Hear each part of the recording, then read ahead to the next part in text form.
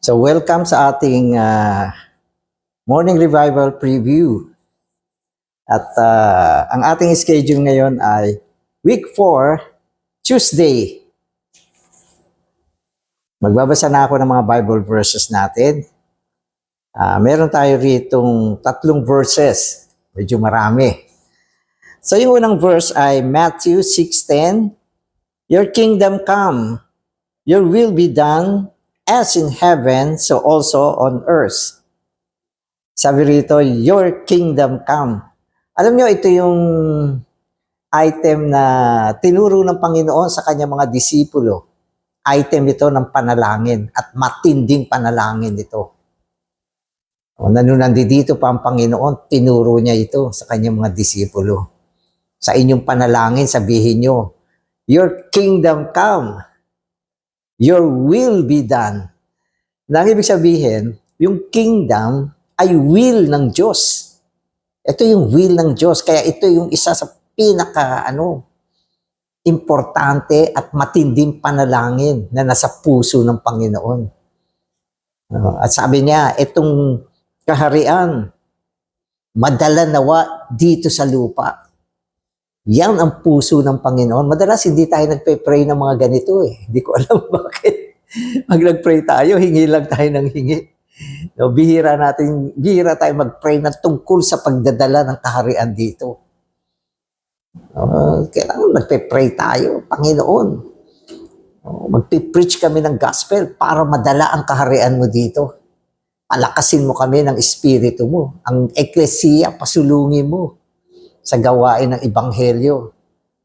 Upang sa ganon, ang iyong kagustuhan na walang iba kundi ang kaharian madala dito sa lupa. Dapat yung prayer natin nandito sa ganitong linya.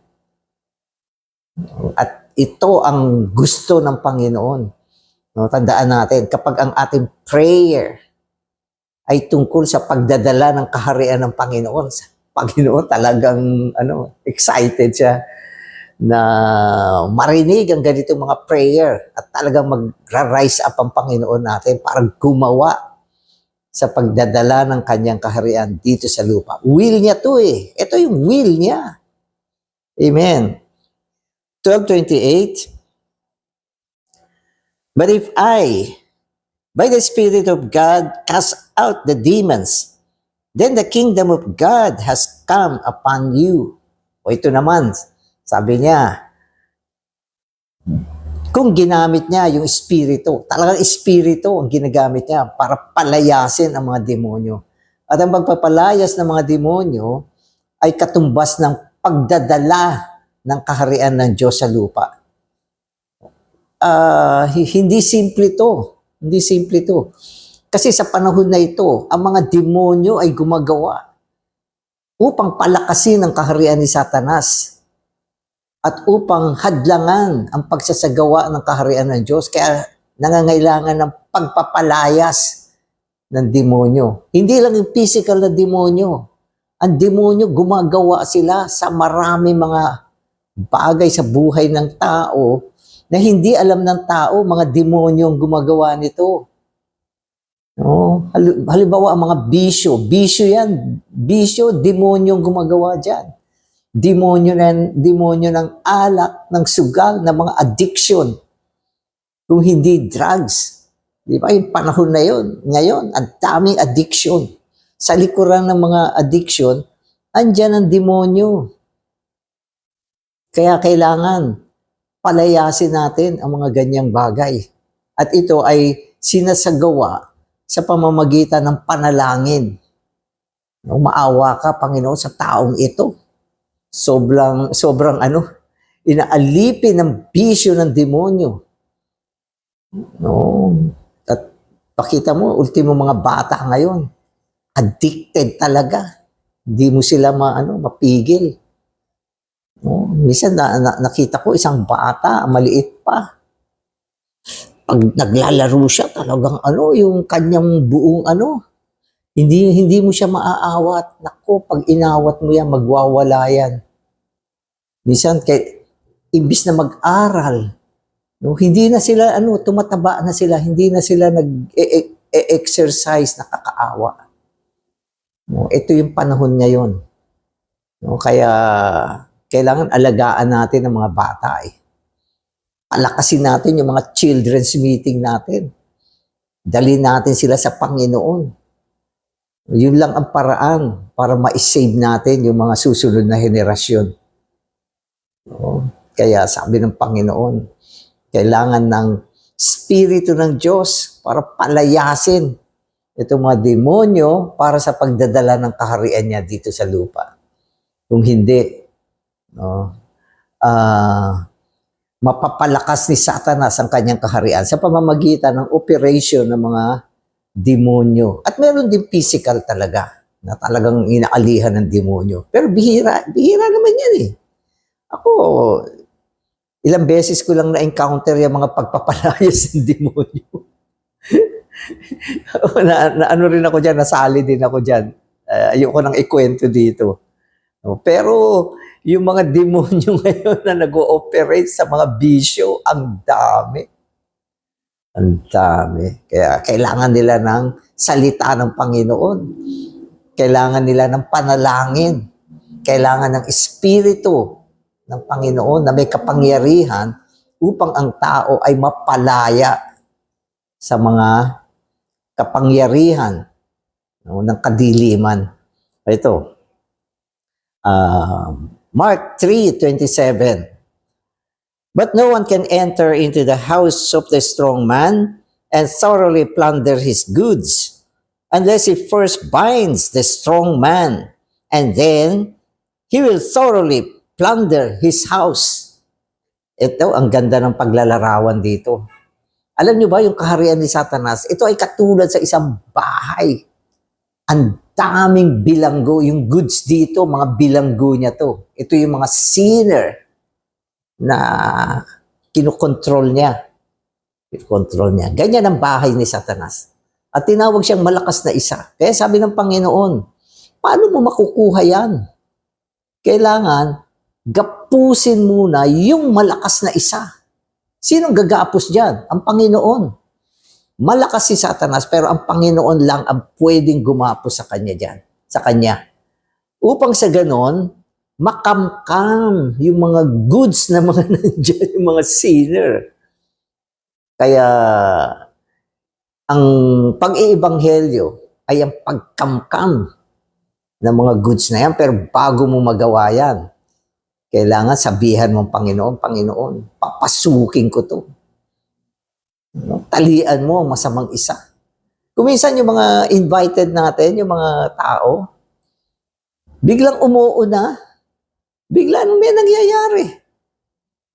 Nakaka-frustrate. Pero kung tutusin, sa likod niyan, nandyan si Satanas. Oo na eh. Sabi, di ba nag-invite ka sa meeting? Oo, sige, dadating ako. Biglang nung araw na yon, kung ano-anong nangyayari, hindi yan accident. Yan ay gawa ng masamang isa. No, kaya kailangan maintindihan natin. No, na gamitin natin ang malalakas na prayer. Gera kasi yan eh. Kaya kung wala yung salita, hindi mo maintindihan eh. Hanggang sa, hindi ko na-invite to, give up na ako dito. Tigas ng ulo, hindi totoong tao o ano. Hindi. Sa likuran niyan, may mga gumagawa. Masamang espiritu, mga demonyo, at ang malakas na isa. No? At ang lahat ng mga sinner, ay mga bihag niya yan eh. Bihag yan. No? At ginagamit niya ang sanlibutan. No? Para itong mga taong ito, imbis na maibaling sa Panginoon, maibaling sa Kanya. Kaya gera ito. So, kailangan maintindihan natin na tayo ay nasa digmaan.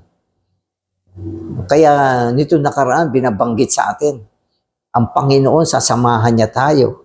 Ang kapangyarihan niya, ang kanyang autoridad, sasamahan tayo. Kaya lang, kailangan malakas ang prayer natin. Para makibaka tayo. Magbabasa na ako. We may say that the kingdom is a sphere or a realm where a person accomplishes something. Sometimes we say that a certain person has his own kingdom. This means that he has a realm, a sphere, where he can work to reach his goal or fulfill his plan. Hence, a kingdom is a realm where a person does what he wants to do. According to the Old Testament, there is a realm called the kingdom of God. The kingdom of God is a sphere, a realm, for God to work out His eternal purpose and accomplish His goal. So yan yung kingdom. Realm siya. Isang kasaklawan, no, sa loob ng espiritu. Na sa kasaklawan na ito, nandito ang paggawa ng espiritu. Nandito ang will ng Diyos. Nandito yung operation niya. Sipin nyo, kung walang kingdom ang Diyos sa mundo, naku, ang mundo, paghaharian ng masamang isa, no, puno ng kadiliman. No, kaya, kung gusto nyo makita yan, tingnan niyo yung mga history ng mga nakaraan. No, lalo nung panahon ng Old Testament. No, lalo nung mga early days, ang lakas ng paggawa ni Satanas. Kaya nga, nung panahon ni Noah, wala nang choice ang Panginoon, kundi ipadala na lang yung baha para tapusin yung mga buhay dito sa lupa. Sapagkat sobrang atake ni Satanas, pati mga kababaihan, ginamit niya yung mga masasamang espiritu, no, para sipingan yung mga babae at manganak sila ng mga higante. Nakita ng Panginoon, mundo mapuno na ng higante. Hindi na mga tao yan. No, kaya punong-puno ng kadiliman ng mundo, kaharian ni Satanas. Kaya sabi ng Panginoon, no, nagsisi siya. Bakit ginawa niya yung tao? Pero ngayon, no, nadala naman ang kaharian ng Diyos sa atin. Sabi ng Panginoon, repent, for the kingdom of the heavens has drawn near. Pero hindi naglaon yung kingdom of the heaven, talagang dinala niya. At dinala niya sa loob ng tao. Ang kaharian niya ngayon nasa loob natin. No? At tayo ay dapat tumayo para sa kaharian ng Panginoon. Para sa kanyang will. No? Upang isagawa ang pagpapalagana, pagpapalakas ng kaharian ng Panginoon. Kasama natin siya, ang espiritu ng kapangyarihan nasa atin din. No, kaya, ang ating paggawa, no, hindi ito isang gusto mo, gagawin mo, hindi. Dapat nananatili tayo sa realidad ng kingdom ngayon. No, at sa loob ng kaharian na ito, sama-samang gumagawa ang mga kingdom people. Sa negatibong paggawa, diba, pinapalayas natin ang mga kasamaan na dulot ng mga demonyo, masasamang espiritu, ng masamang isa. At sa paggawa natin ng ganyan, tayo nakikibaka para sa kaharian ng Panginoon. Itong labanan, mga kapatid, hindi mo nakikita. Hindi natin nakikita. Kaya kailangan makita natin yung salita. Ano yung kanyang inilalarawan. After creating the heavens, the earth, and billions of items, God created man. According to the book of Genesis, God created man for a twofold purpose. On the positive side, God created man in His image so that man may express Him. On the negative side, God gave man His dominion over all created things. Dominion means authority in a particular realm or sphere. Dominion, therefore, is related to God's kingdom. God's image is for His expression, and God's dominion is for His kingdom. Alam nyo kasi, ang Diyos natin, meron siyang will. Gusto niyang dalhin ang kanyang kaharian. sa lupa. Lalo nung si Satanas ay nagrebelde. Kasi ang pagre-rebelde ni Satanas ay ang pag-i-establish ng isang kaharian na walang iba kung hindi ang kaharian ni Satanas. Kaya ang Diyos natin, ang gusto niya ay dalhin niya ang kanyang kaharian dito sa lupa. At ang kaharian ay ang kanyang pamamahala. Kanyang pamamahala na nahadlangan dahil sa kaharian ni Satanas, dahil sa pagkatisod. Kaya ang sinasabi rito, ang ginawa niya, nilikha niya ang tao. At meron siyang purpose para sa tao. At ang tao ay related sa kingdom. Related sa kingdom. Nang ibig sabihin, gagamitin niya ang tao upang itatag niya ang kaharian niya. Kaya una, nilikha niya ang tao ayon sa kanyang wangis. At ito ay upang maihayag siya ng tao. Diba? So tayo ay nilikha ayon sa wangis ng Diyos. Isang sisidlan na nilikha ayon sa wangis ng Diyos. At tayo bilang sisidlan, pwedeng isilid ng Diyos, ilagay niya yung kanyang sarili sa tao. At kung ang Diyos ay nasa atin, magkakaroon tayo ng kahayagan ng Diyos. Ang Diyos ay maihahayag sa atin. So yun yung positibong purpose niya. Tayo ay para sa kahayagan ng Diyos. Ang Diyos na hindi nakikita ay maihayag sa atin. At ito ay nangyayari sa pamamagitan ng mga kagalingan na binigay niya sa tao. Siya ay mayaman sa mga katangian, pag-ibig, katwiran, kabanalan, liwanag. Lahat ng yan, dinala niya sa atin upang maihayag natin. Kaya huwag niyong kalimutan. Tayo ay mga nilikha upang ihayag ang Diyos. So yan yung positibo. Tapos, binigyan din niya ang tao ng dominion. Ang dominion ay kapamahalaan. Sabi niya, pamahalaan ninyo. Ang buong sangnilikha, lahat ng nilikha, pamahalaan nyo. Mga hayop, kung ano-ano pa yan, mamahala kayo dyan. Yan naman ay para sa kaharian. Upang ang kapamahalaan ng Diyos, maisagawa niya sa pamamagitan ng tao. Kaya tayo ay merong autoridad na binigay ang Diyos sa atin para mamahala tayo.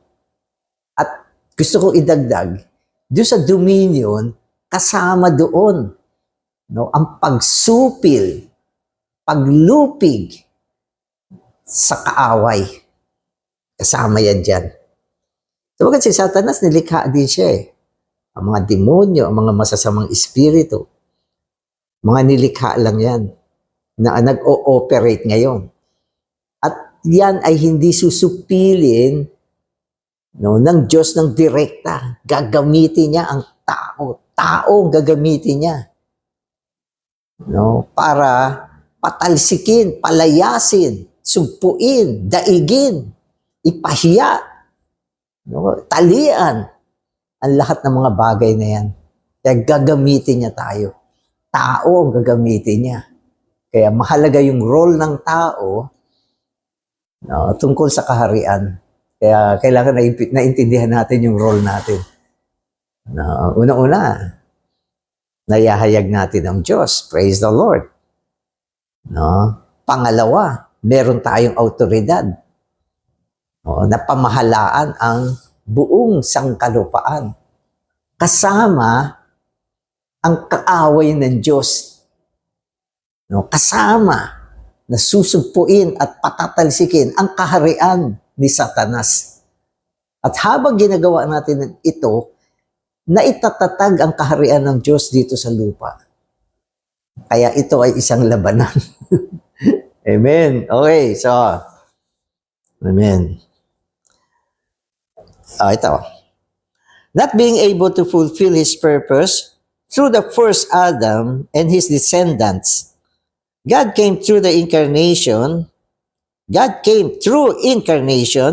as the last Adam, as God incarnate.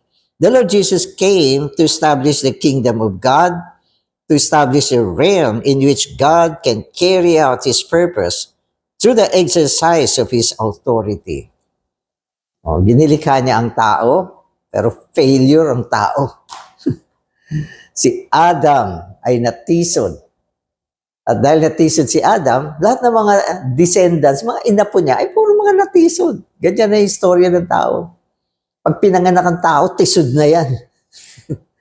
By birth, fallen ang tao. Hindi naman siya kailangan magpaka-fall. Fallen na siya pagkapanganak pa lang. So yan yung istorya ng tao. Pero ang Diyos, hindi siya nabibigo. Nadidelay. Oo, nadidelay siya. Pero hindi siya mabibigo. So ang ginawa ng Diyos, siya na mismo ang pumunta. Incarnate, nagkatawang tao siya. Ito ay ang Panginoong Jesus. Dumating siya talaga sa lupa. Yung unang taong nilikha niya, nabigo, natisod, at naging makasalanan. At naging kasalanan. Pero, ako na. Pumunta talaga, bumaba siya. Nagkatawang tao, naging tao nandito sa lupa. At ang layunin niya, itatag ang kaharian ng Diyos dito sa lupa. Amen. Amen, Lord. Kasama mo kami, tatayo kami, kasama mo. Makikipag-isa kami sa iyo. Yan ang gusto ng Panginoon. Kaya, yun yung, ito mga paliwanag na to ay simple at kayang intindihin. Simple at kayang intindihin. Pero marami pa rin mga hindi makaintindi. Yung iba, hindi Diyos si Jesus. Nako. Ano ba kayo? Linaw-linaw na nga sa Biblia. Talagang nilalason ni Satanas ang kaisipan ng tao. Hindi lang libong tao. Di ba? Sabi ko, milyon na tao ang nilason niya ang kaisipan upang hindi kilalanin si Jesus bilang Diyos na dumating at nagkatawang tao. Ang daling intindihin eh. At kitang-kita sa salita, di ba? Sabi sa John, in the beginning was the Word, and the Word was God. Di ba? And the Word became flesh. Ang linaw naman eh.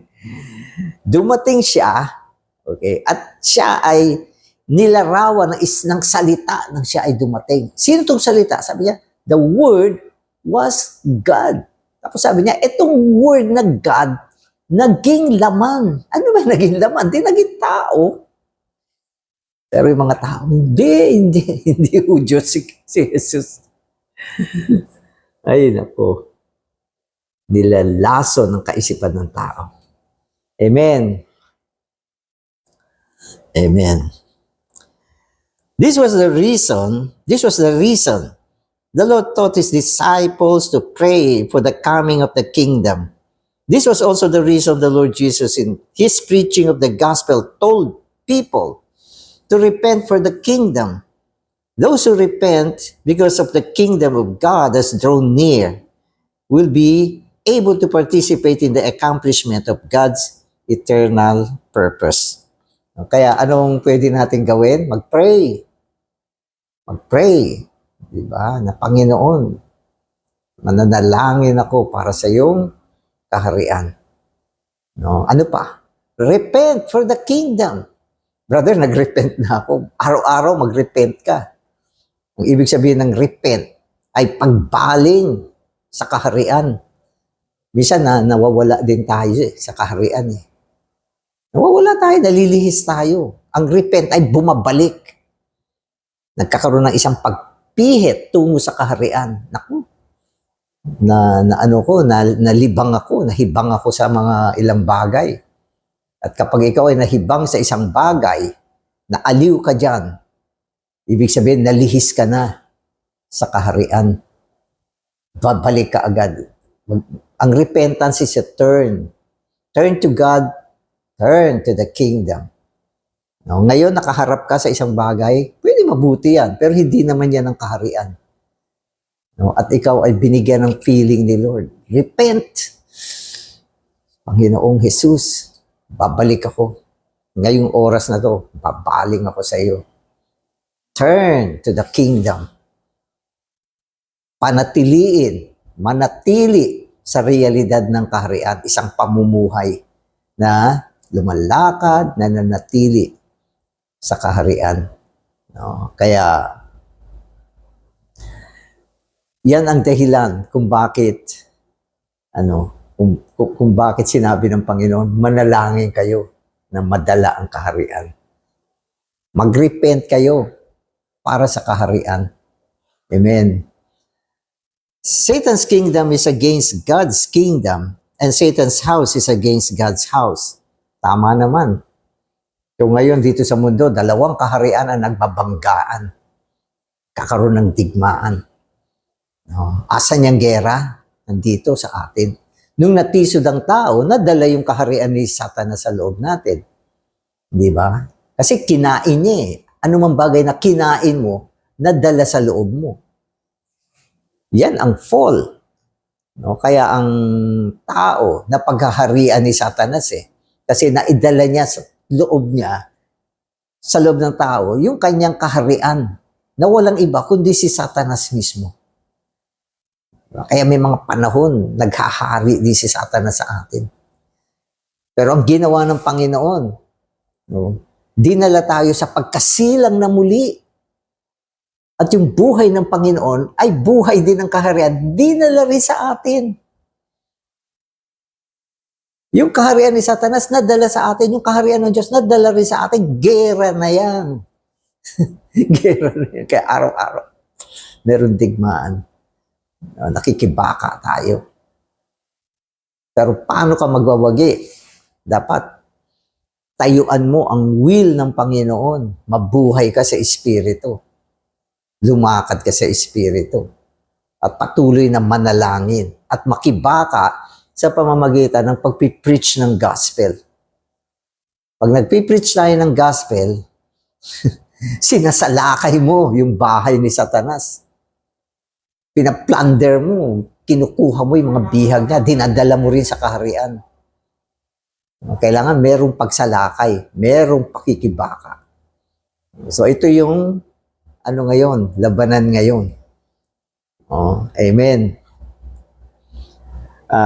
In Mark 3:26, the Lord pointed out that if Satan has risen up against himself and is divided, he is not able to stand but has come to an end. Tama naman. Isang kingdom, kaharian ni Satanas. Pero pag itong kaharian, sabi niya, nahati. Ibig sabihin yung mga taga-kaharian, naghati, nagkagulo. Hindi na makakatayo yung kaharian na yan. Yun ay isang pagpapakita ng Panginoon na ang puwersa ng kaharian ay sa pamamagitan ng pagkakaisa. Ganon din yung kaharian ni Satanas. Kung naggera yung mga masasamang anghel, mga demonyo, nagkaroon sila ng wala na. Mawawala yung kaharian ni Satanas. Mawawala na ng puwersa yan. Pero siyempre, hindi mangyayari yun. Alay sila eh. Pero sa loob ng kaharian ng Diyos, walang iba kung hindi ang eklesiya. Pwedeng magkaroon ng paghahati-hati. Pwedeng magkagulo. Pwedeng magkaroon ng pagkukontrahan. At humihina tayo. Kaya hindi lang yan applicable sa isang kaharian o yan ay applicable sa lahat ng kaharian. Kapag ang mga tao ng kaharian ay nagkagulo, nag-away-away, mawawala yan. Maski yung mga gobyerno ganyan din Yung mga civil war, yung mga gulo, humihina ang isang gobyerno kapag nagkaroon ng mga hati-hati. Kaya sa church life, ang sinasabi natin, ang church ay katawan ng Panginoon at ang kanyang kaaway ay ang division. Ang church life dapat walang division. Dapat ang church life ay buo. May pagkakaisa sa lahat ng bagay. Sapagkat ang sumasalungat sa pagkakaisa ay rebelde. Rebelde yan. Kaya sa loob ng eklesiya, sinasabi ko, lagi tayo nagpa-practice ng Amen. Kung ano ang ina-announce ng mga RO, sila yung naatasan para mamahala sa loob ng eklesiya. No? Dapat yung mga RO nananalangin na sama-sama at kung ano ang direksyon ng Panginoon, no, ay kanila sinasalamuha sa mga kapatid at ang mga kapatid naman ay Amen. Ganun ang eklesiya. Huwag kayong sumasalungat. Ang iba, sumasalungat. Lalo yung mga may kapasidad. Tayo-tayo na lang. Pwede naman tayo mag-preach ng gospel. Pwede naman tayo mag-set ng ating sariling lamesa. Ano yan? Yan ay paghahati. At seryoso yan. Seryoso yan.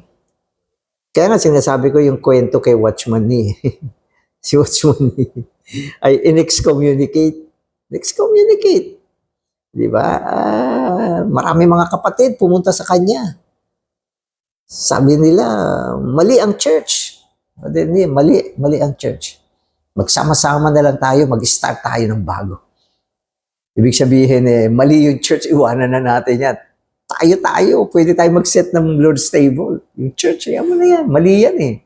Sabi ni Brother Nee, ang church, mali o tama, church pa rin yan. Kaya sabi niya, bumalik kayo sa church life, iwanan niyo ako. Tama yun. Tama yun. Kaya, ang paghahati-hati ay pagwasak sa isang kaharian. Kaya sabi ng Biblia, yung mga tao o sa eklesiya na nagsasanhi ng paghahati-hati, dapat tanggihan. So hindi pinag-uusapan dito yung tama at mali. Kapag may ganyang sitwasyon, sabi, tanggihan. Si Brother Nee, hindi siya gumawa ng paghahati-hati. At malinaw siya. Nung in-excommunicate siya, nawala siya, lumabas siya. Pero hindi siya bumuo. Hindi siya bumuo. Kaya niyang gawin yan. May kapasidad siya. Gifted siya. Kaya niyang bumuo ng isang congregation. Pero hindi niya ginawa yan. Sapagkat malinaw siya na kung gawin niya yan, yan ay isang paghahati-hati. Yung iba nga, nung napalabas sa church life pumunta pa sa kung kani-kanino para magkaroon ng sympathizer, o sumama kayo sa akin, o mali ito, mali yan. Kaya kailangan malinaw tayo. Ito ay kaharian ng Diyos. Anumang bagay na magsasanhi ng paghahati-hati, hindi katanggap-tanggap dito. Hindi katanggap. Hindi matatanggap yan. Amen. Okay, so papatuloy na ako. Amen. The goods, in verse 27, are sinners kept in Satan's house for his kingdom. The slave savior bound Satan, the strong man, and entered into the house to plunder his goods, so that the sinners might be brought into the house of God for the kingdom of God. While the slave savior was doing the gospel service, he was binding the strong man, Satan. The gospel service is a warfare to destroy Satan and his kingdom of darkness. Gospel ang wawasak talaga sa kaharian ni Satanas. At ang pagpa-plunder sa bahay ni Satanas, siyempre, kasama natin ang Panginoon dyan. Sa pamamagitan ng panalangin, siya ang nagtatali sa masamang isa para mapalaya yung mga goods. Kaya lang, hindi niya ginagawa yan mag-isa. Ito ay gawain na iniatas niya sa atin. ang pagdidisipulo ng mga bansa, ang pag-preach ng gospel, ang panalangin, lahat ito inatas ng Panginoon sa atin. Pero sabi niya, sasamahan ko kayo, hindi ko kayo iiwanan hanggang sa kasuktulan ng mga kapanahunan. Maging ang aking autoridad ay kasama ninyo. Kaya kung hindi tayo gagawa, hindi makagawa ang Panginoon. Kaya sabi niya, manalangin kayo. Thy kingdom come, thy will be done on earth. Yan ang laman ng ating panalangin. And repent for the kingdom. Yan ang ating attitude kung nalihis tayo. At disciple all the nations. Ito ang paglilingkod natin. Magdisipulo ng mga bansa, magbautismo sila sa pangalan ng Ama, ng Anak, at ng Espiritu. Yan ang pinaka-main work. Gospel. Gospel. I-train natin lahat ng mga kapatid paano mag-gospel preaching. Sapagkat ang gospel preaching, hindi lang gawa ng mga ilan-ilan yan. Hindi lang yan gawain ng ilan-ilan. Yan ay gawain ng buong eklesiya. Bata, matanda, at-train. Huwag tayong umasa sa mga ilan-ilan na ito, magaling mag-gospel to. Ito yung, madali natin yung mga friend natin dito. Dapat ikaw ang mag-preach. At kung nag-preach ka ng gospel, meron kang bahagi sa labanan na ito. Nawa, palakasin ng Panginoon ang gawain na ito. Amen.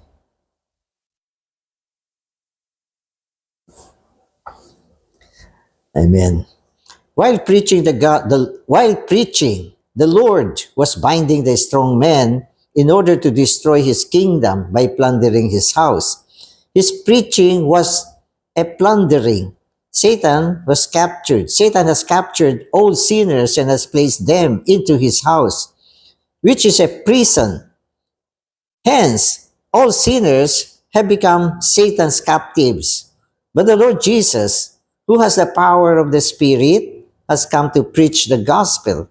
He has come to plunder Satan's house and to release his captives. So ang linaw dito, ang preaching ng gospel ay ang paraan ng Diyos upang maplunder ang bahay ni Satanas, mawasak ang kanyang kaharian, mapalaya ang kanyang mga bihag, sapagkat ang mga makasalanan ay mga bihag ni Satanas. Kaya ang pagbibigay ng ebanghelyo, pagpipreach ng gospel, ay isang unique na paraan ng pakikibaka. At lahat tayo pwedeng makibahagi sa pagpipreach ng gospel. Kaya kailangan meron tayong pagpapasakdal sa mga kapatid. Turuan sila na mag-preach ng gospel.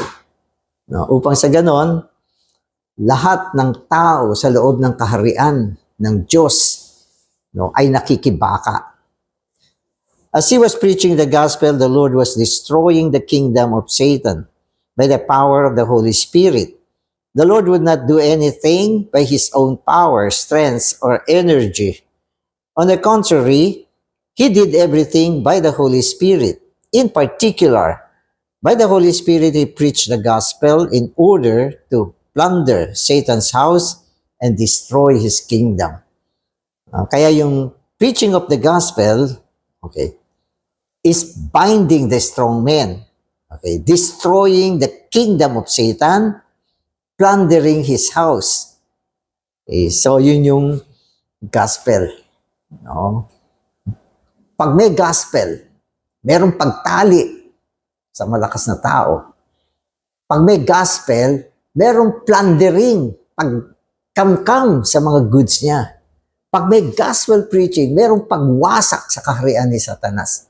Yan ang ginagawa kapag merong gospel preaching. Yan ang epekto sa kaaway. Isang malakas na blow laban kay Satanas. Kaya ayaw niya itong message na to, alam ko. Kanina nung gagawin ko siya, kung ano-ano nangyayari, hindi. Alam niyo ba, Ginawa ko siya halos isang part na may nangyari. Hindi ko natapos. Inulit ko na naman. Pero alam ko, ayaw niya ito. Sapagkat itong mga ganitong mensahe, alam niyo, ini-expose niya ang masamang isa. Pinapakita sa atin ang mga bagay na nakatago na hindi natin nakikita. No, kaya itong mensaheng ito, isang blow sa kaaway. Amen. Amen. Matthew 12:28 indicates that when the Lord Jesus was destroying Satan's kingdom by preaching the gospel, he was bringing in the kingdom of God. Where the Spirit of God is in power, there the kingdom of God is, and there the demons have no ground. The demons have no ground. Okay? The Spirit has the power. Okay? Amen. And Satan's kingdom is destroyed. O, yan ang nagagawa ng gospel preaching. Praise the Lord. Amen, Lord Jesus. Salamat, Panginoon, na ikaw ay nagkatawang tao. Dinala mo sa amin ang iyong kaharian, Panginoon, at tinatag mo ang will ng Diyos, ang kaharian ng Diyos. Salamat din, tinuturuan mo kami makibaka, manalangin, magsisi, mag-preach ng gospel upang makibahagi kami sa pagtatatag ng iyong kaharian. Salamat sa mga salitang ito. Panginoon, nawa kami ay tumayo sa will ng Diyos, manalangin ayon sa kagustuhan ng Diyos. Pinupuri ka namin. Amen.